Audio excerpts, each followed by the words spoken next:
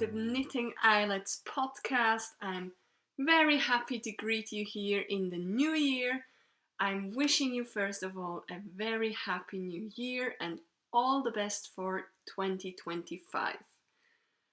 I hope it's gonna be a very fun and interesting year, and I think it will be. But first, let's recap a little bit the old year, 2024. So this episode will be what I'm knitting now, like a normal podcast, finished objects, works in progress. I will also put in a small section what I've knitted in 2024.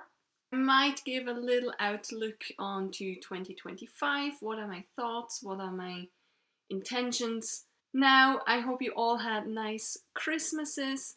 Ours was a bit sad because my grandmother died on the morning of the 24th of December, but she was 93 and she came to hospital on Friday, so she didn't have to be in the hospital too long, so that is good, and for that we are very grateful. But of course we will miss her, and it's also the reason I wasn't knitting as much in those holidays as I wanted to, because I was always going back and forth.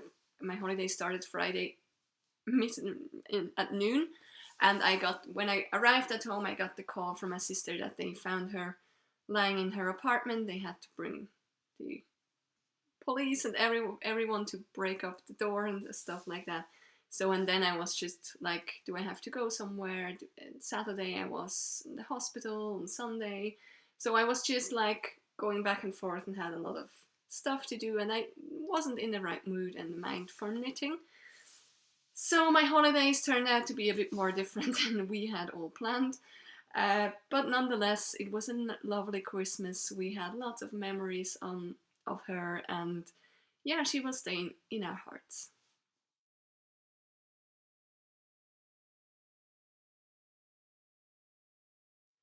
Now, I have one finished object, maybe 1.5, depends on how you count it, and I have a half and one work in progress. So that's a short category today because, as I said, I hadn't been knitting too much, and I also had been knitting Christmas gifts. I knitted a Sophie scarf for a good friend in a white wool, and I see if I can find a picture somewhere and pop it up here somewhere. And that was a quick one. And my nephew, he actually asked for fingerless mitts, and I also knitted him a matching hat with sock yarn, so my sister can just wash it easily because he's 5 years old. It will get dirty, but he was very happy and he wished for the colors red and orange, and I made red and orange stripes. It was so quick to do because they were so tiny. I went after the pattern from the Simple Mitts or something by Tinkan Knits, and for the hat I took the Musselburgh pattern but just made it a single layer kind of, so half a Musselburgh for child size with a rib. He can turn up now, and when he's getting a bit older he could turn it down and has a bit more length. Yeah, so it was very fun to knit that, and now I think he's wishing for a matching scarf or loop. I have to check with my sister what he prefers, a loop or a scarf. I would think a loop would be more handy, more practical for a 5-year-old because finished and not something like that. But if he wishes for a scarf with fringes and everything, of course I'll do him a scarf. So that's the 2 Christmas gifts I knitted. That's the only 2 I knitted this year because there was just so much going on. I didn't have much time. Now my finished objects, you won't believe it. I finally have 2 of the Forever Autumn socks, although I heavily changed the pattern. The pattern is from Stone Knits and it's all over colorwork socks, knitted top down in the original pattern. And I changed it. Oh my gosh, son. You can't see anything. I had to change place. I'm upstairs in our crafts room, And I had to take this corner because it's the brightest one, obviously. And now the sun is kind of peeking out over the hill right in front of me, and it's lovely because it snowed, but it's crap light, of course, to make a podcast. I can't film downstairs at the same location I did last time because my dishwasher is running and it's absolutely so noisy. So you wouldn't understand a word what I'm saying. So let's see if we can make this work. Yeah, that's better. Oh, the former owners left shades on that window, I just realized. This is the library Nook. It finally has three, you see my ring light there, 3 billies with doors. And the rest of the room is still a bit messy. So I chose the not so nice corner. I'm still thinking what I'm going to do here, because this here is actually a little lid that leads behind the wall where the billies are, under the roof where the tiles are. So I still need to figure out something, because that edge there is not very nice. So I might hang something over it or paint over it. I'm not sure yet. So we'll find something, but we have other projects to do first. Now back to my Forever Autumn socks. So as you can see, they are sisters, not twins, because I changed up some things from the first to the second sock. And I prefer the way the second sock is looking. So first I started toe up, because that's my way how I knit my socks. I don't like the top down way. I tried it once and I didn't like it at all. So for me, always toe up socks. And normally that's not a problem. There are certain patterns, kind of, you would have to change them around, or sometimes you can just turn them and go the other way. Sometimes you don't have to change at all. I did a broken rip in between here because I wanted to try that, and I think I really like that. I like the look of it. I used 3 colored yarns. This is Hunter in the Woods I'll link it down below, and I already said it's like the 3 podcasts episode before.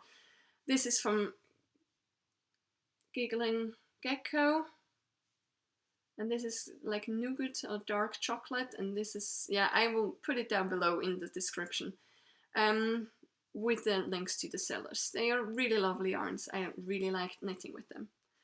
This is, I think, pumpkin spice or something like that. Yeah, I can't remember. So first sock, I did the chart as it was charted by Charlotte Stone, but of course I forgot that I'm coming toe up instead of top down. So here, these little white peaks, she made pearl stitches there to kind of make a little bit of a 3D effect on the acorn top, which I really like. It's really lovely, but I didn't think that if I make a pearl stitch over the lighter color that it will kind of pull it up. And I have this rib now with the lighter color section, which I don't really like, but I wasn't in a mood to kind of rip back just because of that, and said I would just change it. The second thing is the amount of rows I knitted the body of the acorn. You can see I added 1 here for the simple reason, when I'm wearing this sock it stretches out and it looks like balls. When I stretch this out, it still looks like acorns. So that's why I elongated the rib again, not the rib, the acorn pattern, as I already did with the tulip pattern. If you might remember, I did some spring socks with tulips around, and there was the same problem. The first sock I did it to chart, but because I knit my socks quite fitted, they stretch out, and when they stretch out, it kind of distorts the picture, if you will. So I elongated the tulips so that if they are kind of to make up for that, basically. So I haven't worn them yet, but I will, because they are so cute. And these are finally my first finished object, because I don't know why it took me so long to make the second one. Normally I'm a very good sock knitter and I start the second one right away and it goes like easy. But this time I don't know, because of the stress or something, I just stopped somewhere, first in front of the heel, and I didn't want to do the heel, and then I did the heel, and I knitted up to here, and then I waited like a month to do the colorwork part for no reason. Yeah, I did the purl stitches there too, but the first row I did knit stitches, so I don't have this weird color thing happening. I also changed the top. I just did a row of, you can't see, I did here, I did a row of purl stitches and knit stitches, and then I did my sewn down double hem with a picot edge. It looks like this from the inside, and I just like it. I really like these hems, and I like these socks. I like the colors. They are so autumnal, way out of season. I should knit some winter socks, but well, I'm glad they are finished, and I will love and wear them. Now, I forgot to tell you what I'm wearing. I'm wearing Goldwing Sweater by Jennifer Stingas. I can show you quickly. No, I cannot show you quickly because I'm sitting in a weird angle. I can show you like this. So that's the Goldwing by Jennifer Stingas. I made a whole episode about that one because I had to restart it 3 times and change up quite a lot in the pattern to make it fit my body. So not an easy knit, but I still love it. I love the colors. I love how it looks. And yeah, I just love it. Lovely. Jumper and a lovely wool, which is the Mayflower Merino Big. Merino Classic Big. So really like it, and it's a very nice look. Very good option for a colorwork yarn, I think. So to my second half finished half whip object. These are the ACRN Socks by Amanita Knits, Agata Makiewicz, which I already did a pair of, and I just love how they fit, and I wanted to have a second one. It is the same wool as of the heel of this one. I love this dark brown, and I wanted some darker hand knitted socks because I have a lot of very colorful and bright ones. I don't have, the others are like a light brown, and these are like now the dark brown. I first was afraid that you couldn't see the pattern, but I think you can really well. Sun speckles here. So it's a toe up pattern, which I really like. She does a heel and flip gusset. Is that the correct name? Heel and flip gusset sock heel thing. And I just did a shallow wrap short row heel because I did the other one and the first ACRN Socks, and I don't particularly like the fit. I have a very uncomplicated heel depending on fits, on which heel to knit, but this one is so much faster and easier, I think. So yeah, the other one was really annoying me. So I just did a 2 pattern, and the only thing I changed is, I don't know if she doesn't have a picot edge in the pattern. I think she has just a folded edge. But I thought, why not a picot edge? Oh, and I did just a row of purl stitches and knit stitches and not this pin tuck thing. She makes like a little pin tuck at the top there, and I did it in the first socks, but it was so much hassle and work for something I don't mind if it's there or not, so I just left it and did this, and I think they look as beautiful. At the second sock, I just started here at the front, the toe, and the little pattern that goes up, and I really like it. It's fun to knit, it's easy to knit, it's a good one, and I'm into small stuff, but I get to that later. The real whip now I'm still having, of course, is the, I don't know what it is with the names, the Nanman Shawl by Natasja Hornby, Moonstruck Knits. I don't know, every time I want to say a name it's like blank today. But we will get there. Sorry, I have a huge yarn mess because it fell off the sofa a few times, and with 2 balls of yarn, that is, yeah, not so good. So I'm here. As you can see, I didn't knit too much or as much as I wanted. I knitted the green part, I think, last time, or something like here, and the part of the green, and now I am at the stripe. I didn't have to mind to knit on it much because now a row takes me like 20 minutes or 25. It's about 300 stitches at least, so it's quite a way to go. It's not I quickly knit a row or two. It's an hour for 2 ones back and forth. I'm facing the trouble I always have when I'm knitting shawls. Like, I love them big, but when they get too big for me, like when they get a certain size and I have like half an hour for 1 row, my motivation like goes gradually down. I still want that shawl. I love how it looks. I love the colors. I love the patterns. It's so fun to knit still. I just love it. It's never boring because you never do one thing too much. And the biggest part up here was the shortest one because it's the beginning.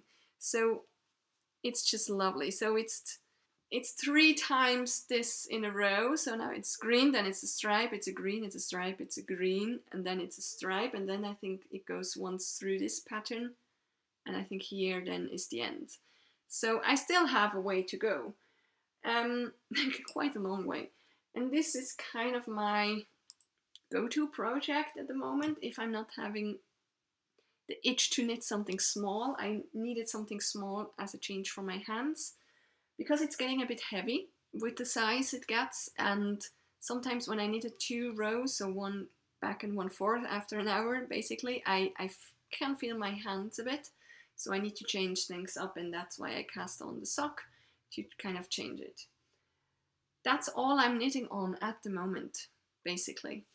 This is, yeah, not much. It's less than I usually do. I still have the resting whip from my tulip, the red tulip I started. I didn't get too far, so I'm taking that up, I think, in February. So I have it for spring. That would be very nice, like a red jumper for spring. So now let's go to the part where I recap what I have been knitting in the whole year of 2024. And I will go to Ravelry right now. And I hope the laptop is not shaking too much because I can't change that. It's kind of balancing on top of things, and yeah. The first one was the stick season sweater. I started that one in December 23. And I finished it in January 24. Still one of my favorite jumpers of, stop shaking, of all times. I love wearing it and I really want to knit a second one at some point. Patterned by Rebecca Clow, as you know, and I made it with Saskia New Jersey yarn, the yarn I brought home from Genova, of course, Genova. So that was the first one. The second thing I think I finished was the Ivon Mt Shaw, because that also I started in January. Oh no, it's actually before the stick season. I started that one in January 23 and I finished it 2nd January on 24. So this was actually the Ivon Mt Shawl I had on last time, was the first project I finished. The stick season sweater was the 3rd one. Then I think there followed mittens, yes, for my fingerless mittens for my better half. And he was smoking, I said it was so cold and his hands were always freezing. And on January 10th and 11th, I just quickly knit 2 fingerless mitts for him. Then there were my Tyto mitts, I think, yes, in February, my 3rd pair of Tyto mitts by Nina Pommerenke. Which I still have, which I still love. They haven't gone anywhere, as I told you then and there. They are mine. Then I think I went for the cozy raglan sweater. I started that in January 27 and completed in March, which is the dark blue with black sweat. Sorry for the shaking of the laptop. I hope it's not too bad. Then I think I did some spring socks in February too, yes. These were the ones I was talking about just before with the tulips. And then I think I did this spring socks too, and the cozy spring raglan. Yeah, they were about the same time. So in March, April, I made the lacy spring socks with the yarn by Forever Tiger Yarns, which is a sock yarn with no poly. It has other things in it to make it like washable, and they hold up very well up to today. I love wearing them. So I might take another yarn of hers there. Then I did the spring raglan roughly after the Tolsta tea, which I kind of mashed up some patterns with the color work down on the bottom and for some flowers with a lovely yarn by Fiber Fox and Ginger's hand dyed Splendor 4-ply, which was the yarn from the yarn shop in Edinburgh, like a silk merino. It's a very lovely sweater. I love wearing it. And the last thing I actually knitted in this year was the Musselburgh hat and the ACRN Socks, because I finished them before New Year's Eve. So these are my very last project from 2024. And the Musselburgh hat is basically one of my favorite things to wear at the moment. It's so cold outside and it's just so snug and warm. It fits perfectly. I have a lot of leftover wool, and that is something I want to do again. Can I sit without having light speckles in my face? I don't think. Yeah, I found a spot. So now look out for 2025. It will be a bit of a special year. It's the first full year in our house, and we have loads of projects we want to do. This small corner here is a teeny tiny one compared to others. Right now I'm establishing my garden, my vegetable garden part. So this is my first project in January, February, depending on the weather. Then I have my chicken coop, which will be a project. And at the end of January, I will get my polytunnel, my small one for the vegetable garden. So this also needs to be put up.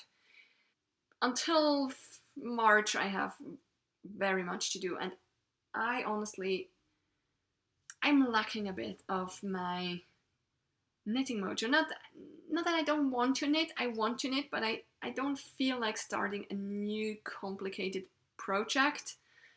I know I really want to knit the cable vest by Creabea, and I have the wool, I have the pattern. I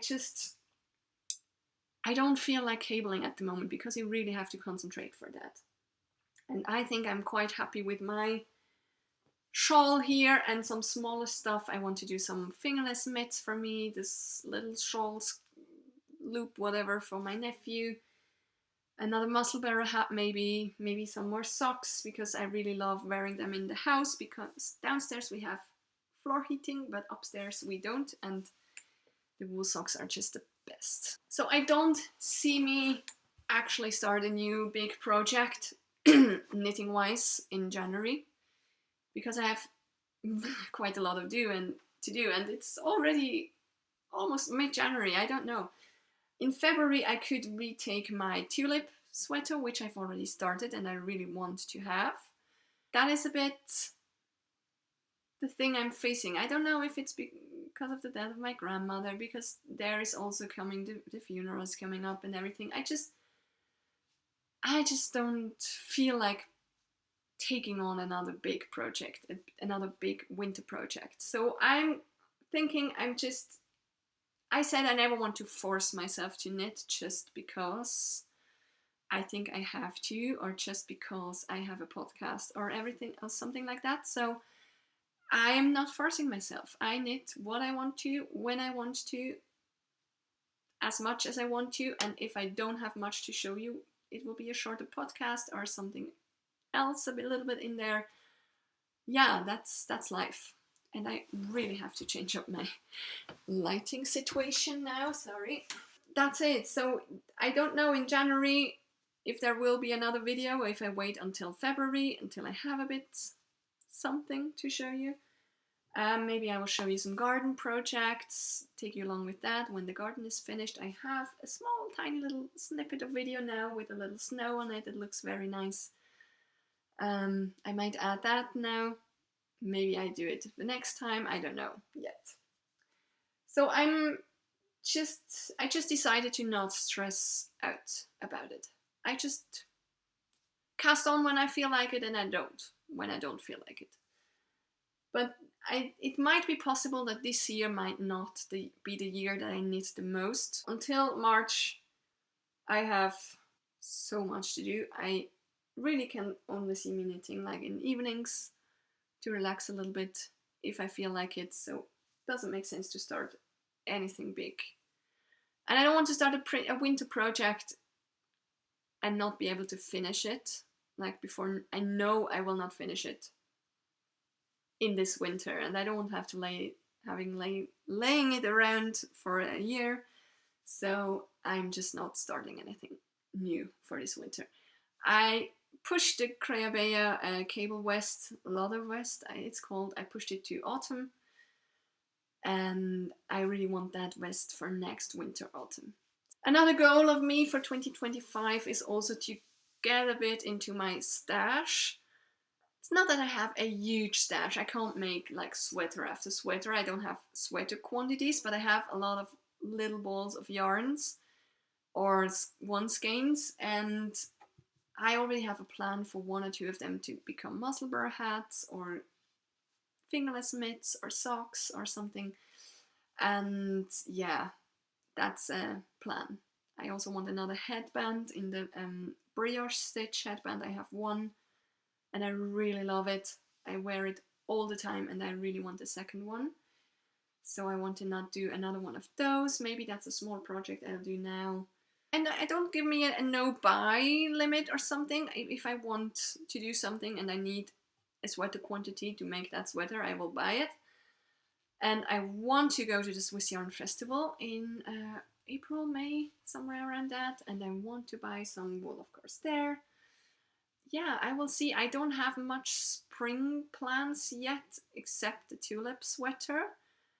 So I'm not sure if I have to go through my list. I didn't have actually time to go through my Ravelry queue and see what I want to knit for spring and summer, because I just didn't have the time, and I'm not sure I have time to knit at all in summer.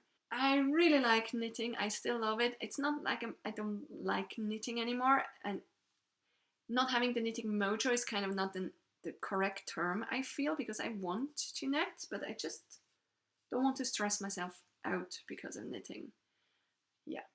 Hope you get the point, and that's a bit the outlook for 2025. But I don't see it at the moment being a very knitty year. And that's okay. I've knitted a lot of stuff in the last 3 years. Like, really a lot. And that's fine. I can now wear this stuff. I'm enjoying it.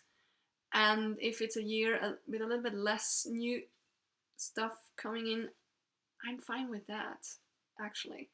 And that was it. It's no point on talking on. Hope you are doing well and started so good into 2025. And I'm just keen what the year will bring. I feel like a big adventure is starting, like our house and garden adventure, and I'm kind of excited. I'm looking forward to this year. Have a lovely weekend. If you feel like, subscribe please to my channel. Hit the like button. You can find me on Ravelry as Eillets and on Instagram as knitting_Eillets. See you next time.